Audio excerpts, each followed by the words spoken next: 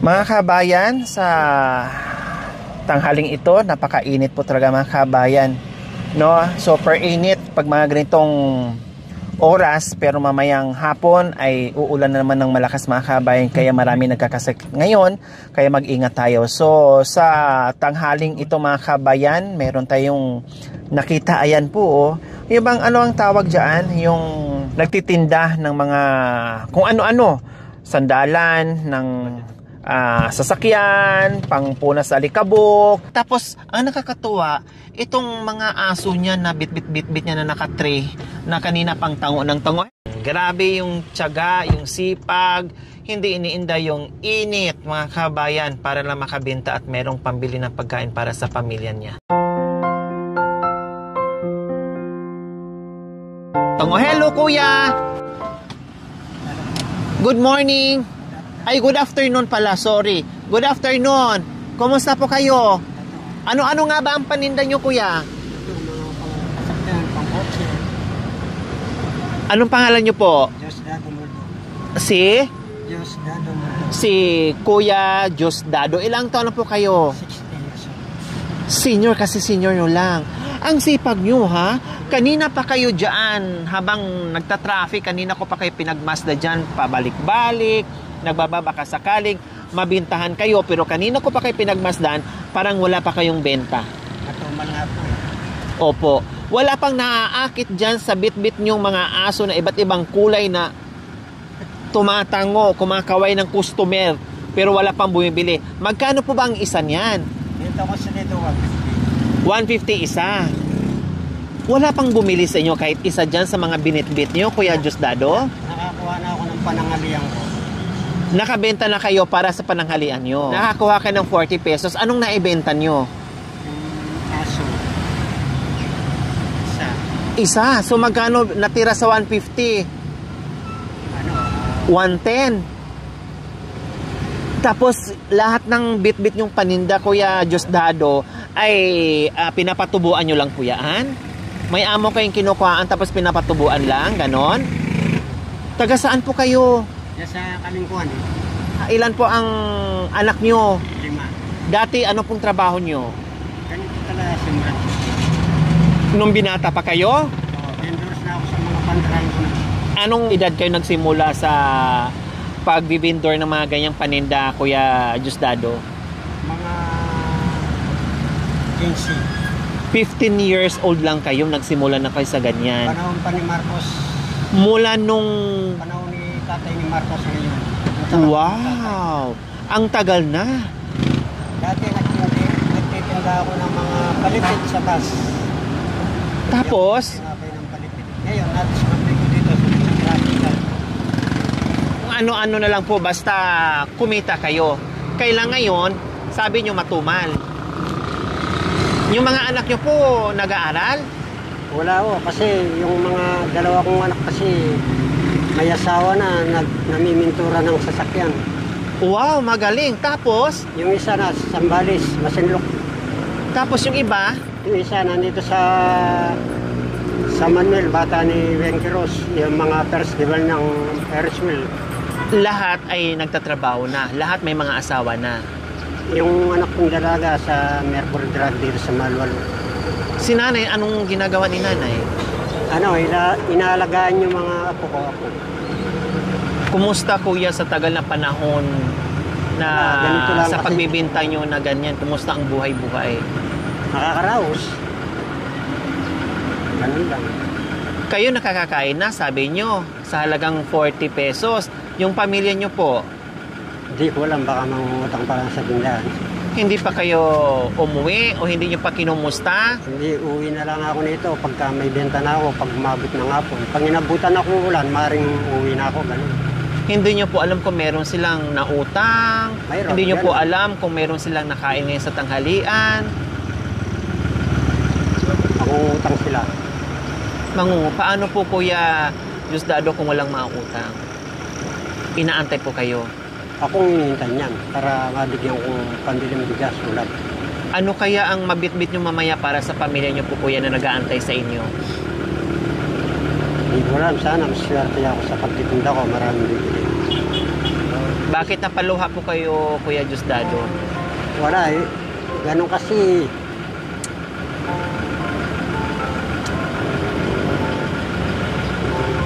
Dahil po ba sa hirap po ng buhay? Nagarabe yung pagtsatsaga no? Mula nung bata pa kayo, 15 years old lang, nagsimula na hanggang ngayon. Pero ang buhay sadyang Sa July 18, magsi-61 na ako niyan. Hindi po ba napapagod si Kuya Diosdado sa ginagawa niya araw-araw? Minsan, napapagod din, nagpapahinga ng konti. Minsan, tsatsaga ako kasi yan lang ang inaano ko yung mga nakaparatang niya. Pag nagtanong, bibili. Minsan, hindi magtatanong, bibigyan wala ng pera lang. Kumusta naman po ang mga anak niyo, Tatay Diosdado? Nagbibigay naman po sa inyo? Tumutulong naman po sa inyo, pambili ng pagkain? Kahit pa paano? Natutulungan kayo. Magkano pong kinikita nyo, Kuya, araw-araw? Hindi pare-parehas. Pinakamatas na yung 400, 500.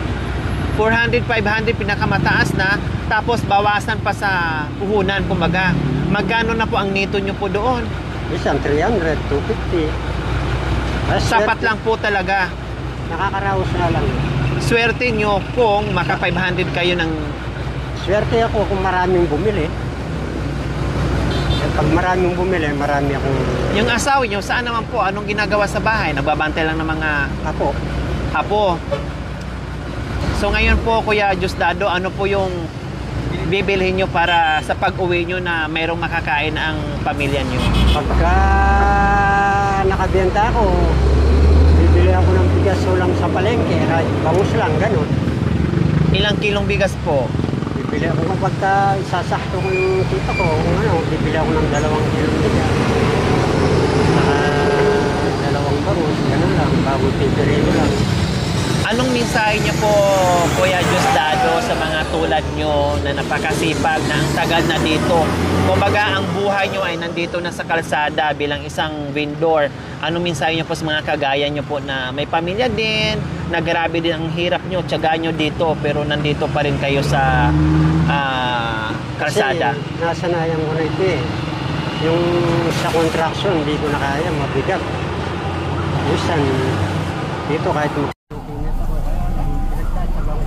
ulan.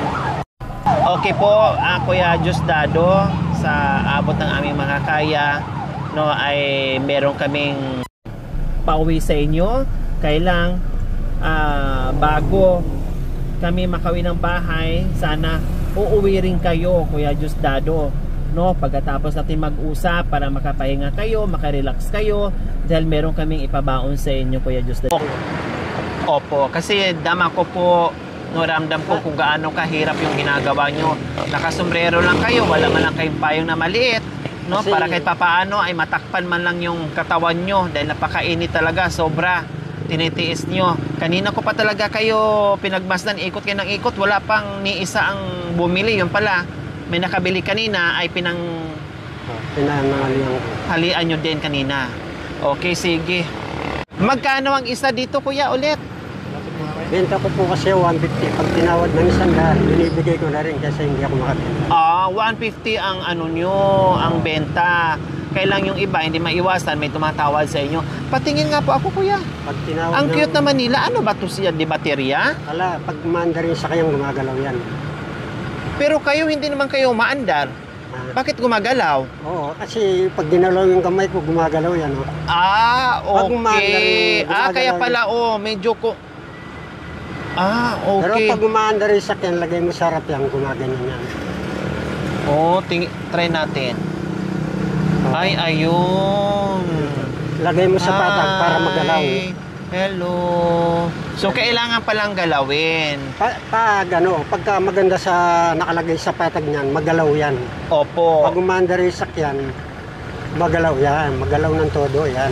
Gumaganyan yan. Ganyan siya. Gumalaw talaga siya, oo.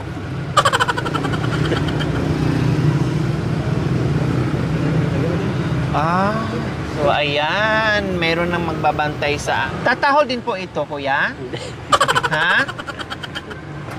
Magbabay ka na, Aw!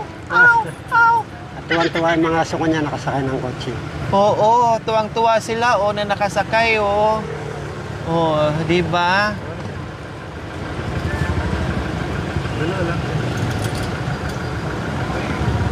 Oh, yan na lang, maganda kulay. Oh. Oh.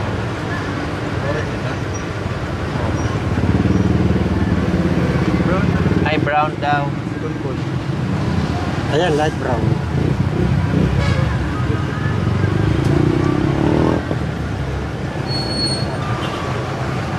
Ayan. Okay, si magkano? Kuya, sige. Kung natatawaran yan, 150 is auto 300 po na para kahit papaano ay mabintahan yung paninda nyo. Ha? So, ayan. Nakasakay na at natuwa na yung dalawang aso kahit papaano ay nabil po.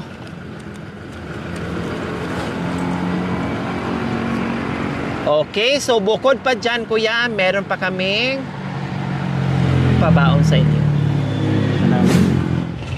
Okay. So, ayan po mga kabayan, ay tumabi po muna kami ni Kuya Diosdado, no? Dahil nabilhan na natin siya ng paninda niya. At sabi ko nga sa kanya, meron tayong ibibigay sa kanya. Pero after nito mga kabayan ay sabi ko ay magpahinga siya. Dahil talagang babad na babad sa init si Kuya Diosdado. Sabi nga niya, nakaramdam na siya ng sobrang init, no? Ay tinitiis lang niya dahil sa kagustuhan niya na makabenta. Kaya ito mga kabayan, Kuya Diosdado, ito ay para sa inyo, para maiuwi mo sa pamilya mo. Ayan, may bigas na kayo, may assorted groceries pa kayo, may mga gatas dyan, no, kape, at mga biskwit dyan, pasalubong nyo sa mga apo nyo, tamang-tama. Dahil may mga apo sa bahay nyo. Siyempre, ay hindi lang yan, Kuya Diosdado. Magbibigay pa ako ng pangbili nyo ng masarap na ulam para mayroon kayong iuwi o isurpresa doon sa pamilya nyong nag-aantay. Maraming salamat. Kasi nakapasok ako.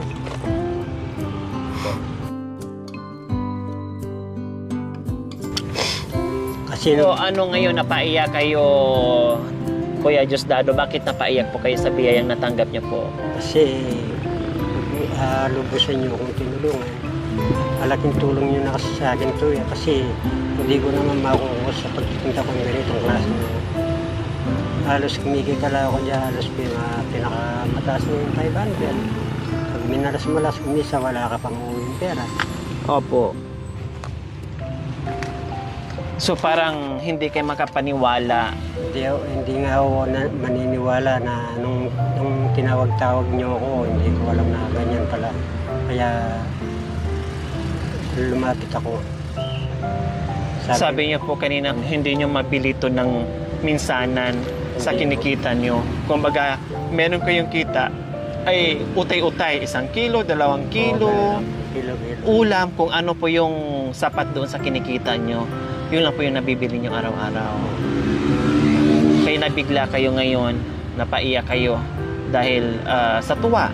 Dahil sabi nyo nga, ay hindi nyo po kayang bilhin kung isang bilihan lang. So yan po mga kabayan, na kahit papaano, kaya maraming salamat po talaga sa walang sawang pagmamahal sa mga sponsors natin, yung ating mga subscribers, followers, yung panonood nyo without skipping ads po mga kabayan, ay napakalaking tulong sa mission natin araw-araw. Kaya maraming salamat po sa lahat na nang sumuporta at nagmahal sa aking munting adikain.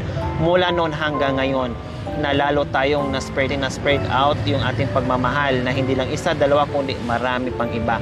Kaya isa ngayon sa tanghaling ito ay nabiyayaan natin at napaiyak natin, no, si Kuya Diosdado. Uuwi po kayo, Kuya, ha? Uuwi na kayo, magpahinga kayo, bukas na uli, or kahit magpahinga kayo ng 1 araw man lang ngayon at saka bukas, sa Makalawa na kayo maglako ulit, kahit papaano makalanghap kayo ng sariwang hangin, makarelax kayo, makatulog kayo maghapon, makarecharge kayo, dahil alam namin kung gaano kahirap yung ginagawa nyo araw-araw. Ang kalaban, minsan ulan, init, lahat na ay sinuong nyo para sa pamilya.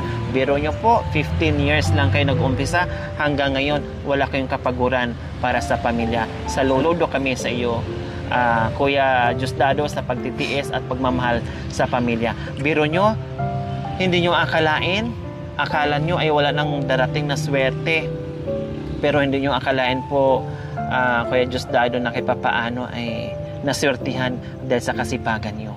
Anong ulam po ang iuwi nyo po doon sa pamilya nyo nag-aantay o nanguhula kung anong dala-dala nyo ngayon? Kung hindi ako makabili sa palengke, doon na lang sa talipapalo sa amin. Anong ulam po ang bibilihin nyo po? Basta bahala ng miss ko, sabi ko. Binigyan ako ng biyaya ako. Siya nagbigay, para yung nag-vlog sila, ganun ako. May napili akong bigyan tulong ako. Ayan, binigay sa akin yan ako. Iabot nyo sa asawa nyo, bahala na siya bumili ng bahala ulam. na siya, basta tabot ko na sa kanya. Ayan. Masaya po ba kayo, Kuya Diosdado? Salamat po. Malaking tulong niya po ito. Kasi hindi ko na makukuha siya pag tinigda ko sa loob ng maghapon yan. Kaya maraming salamat. Opo. Okay, so ayan po mga kabayan, maraming salamat po sa walang sawang pagmamahal from Rizal, Kalinga Province. Maraming salamat po sa inyong ginitoang puso. Nawa ipagpalain po tayo ng Panginoong Diyos araw-araw. Nawa ibigyan po tayo ng kalakasan ng katawan sa araw-araw. Nawa ibigyan po tayo ng mahabang buhay upang sa ganun, marami pa tayong matulungan na gaya nila na nagpuprosige sa buhay-buhay. No? So mga kabayan, huwag niyo pong kalimutan, paki-share at subscribe sa aking YouTube channel, Lori Aquino Talita. Maraming salamat po, Gabi sa Sol. Bye po, Kuya Diosdado. Okay, so uwi na po muna kayo ha. Pasakay namin kayo ng tricycle. Ha? Tapos uwi na kayo.